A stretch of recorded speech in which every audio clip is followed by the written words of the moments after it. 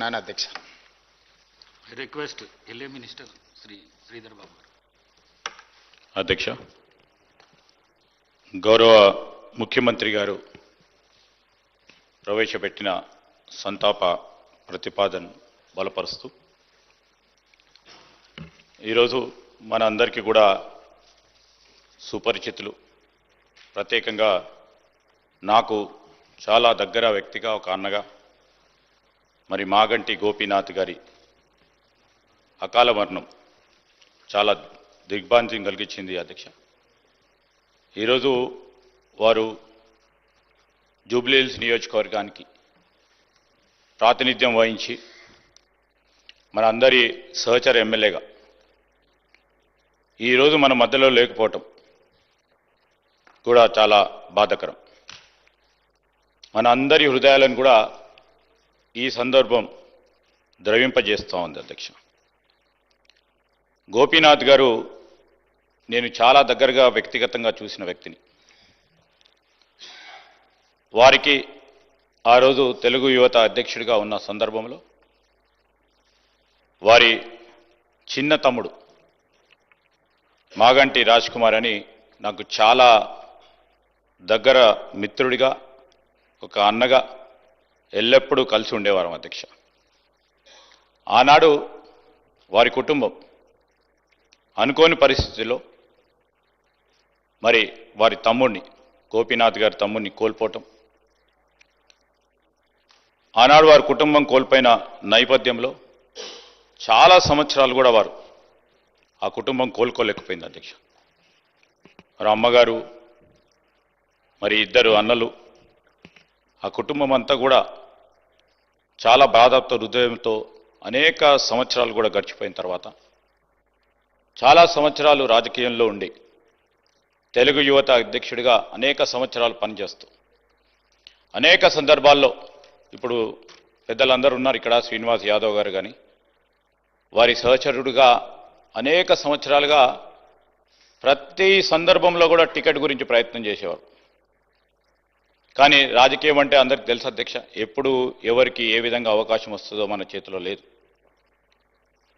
చాలా సంవత్సరాల తర్వాత వారికి అవకాశం వచ్చినప్పుడు జూబ్లీహిల్స్ సంబంధించి శాసనసభ్యుడిగా నిలబడటానికి అవకాశం వచ్చినప్పుడు వారు మాతోని సంప్రదించినప్పుడు మేము ఒకటే చెప్పాం, కష్టంగా ఉన్న ఇష్టంగా ఉన్న అవకాశం వచ్చినప్పుడు తప్పకుండా మీరు నిలబడి ముందుకు నడవాలంటే ఆ సందర్భాన్ని పురస్కరించుకొని వారు ప్రజాప్రతినిధిగా వారి రాజకీయ జీవితాన్ని ఆరంగేట్రం చేయటం జరిగింది అధ్యక్ష. ఒక ప్రజాప్రతినిధి మాత్రమే కాదు, వారు ప్రజల మనసులో నిలిచిపోయే విధంగా సేవ చేస్తూ ఒక మానవతావాదిగా నిలిచిన వ్యక్తి, ఒక మృదు స్వభావి. ఆయన వ్యక్తిత్వంలో ప్రతి సందర్భంలో కూడా నిజాయితీ, అందరితో కూడా కలిసిమెలిసి మెలిగే గుణం ప్రధానంగా కనిపించేవి అధ్యక్ష. జూబ్లీహిల్స్ అంటే మొత్తం రాష్ట్రంలోనే ఒక చాలా ఇంపార్టెంట్ నియోజకవర్గం. ఆ ప్రాంతంలో సేవలు చేస్తూ ఇంకా ఏదో చేయాలనే ఒక తలంపుతో ముందుకు నడిచిన వ్యక్తి. అభివృద్ధి పనులు కానీ, పేద ప్రజలకు సంబంధించి వారి అండగా నిలబడటానికి, అనునిత్యం వారి సమస్యలను పరిష్కారం చేయడానికి మరి స్వర్గీయులైన గోపీనాథ్ గారు కృషి చేయటం జరిగింది. సభలో వారి లేని లోటును స్పష్టంగా మనం చూస్తూ ఉన్నాం.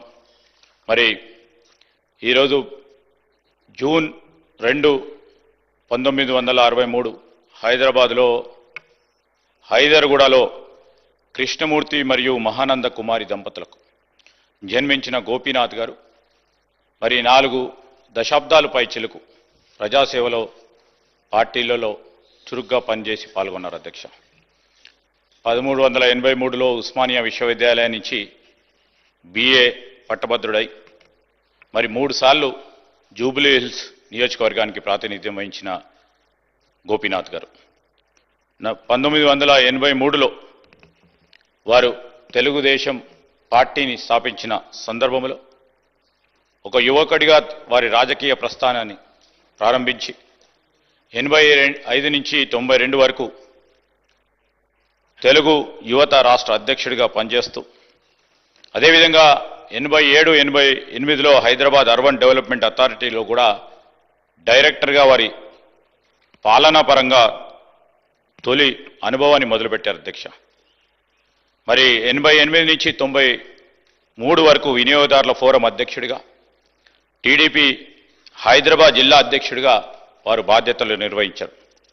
2014లో మరి జూబ్లీహిల్స్లో వారికి అవకాశం రావటం, 3 మార్లు గెలవటం, మరి ఈరోజు మేమందరం కూడా మన అందరికి కూడా కటింగ్ అక్రాస్ పార్టీస్ అధ్యక్ష గోపీనాథ్ గారి గురించి అందరూ కూడా వారి ఒక సహచరుని సమాజంలో ఒక నిజమైన ప్రజానాయకుని కోల్పోయిన అంశాన్ని సభ దృష్టికి తీసుకొస్తూ ఈరోజు మరి గోపీనాథ్ గారి కుటుంబ సభ్యులకి, అభిమానులకి, జూబ్లీహిల్స్ ప్రజలకి సభ పక్షాన కూడా మా హృదయపూర్వక సానుభూతిని తెలియజేస్తా ఉన్నాం అధ్యక్ష. ఆయన ఆత్మకు శాంతి చేకూరాలని, ఆయన చూపిన మార్గం, ఆయన నడిచిన మార్గం, మంచి పనులు చేసిన మార్గం మనకు అందరికీ కూడా ప్రేరణగా నిలవాలని మనసారా కోలుకుంటూ వారి కుటుంబ సభ్యులందరికీ కూడా మరి ప్రగాఢ సానుభూతిని తెలియజేస్తూ సెలవు తీసుకుంటున్నాను అధ్యక్ష. ఐ రిక్వెస్ట్ శ్రీ కేటీ రామారావు గారు. స్పీకర్ సార్, ఈ సభలో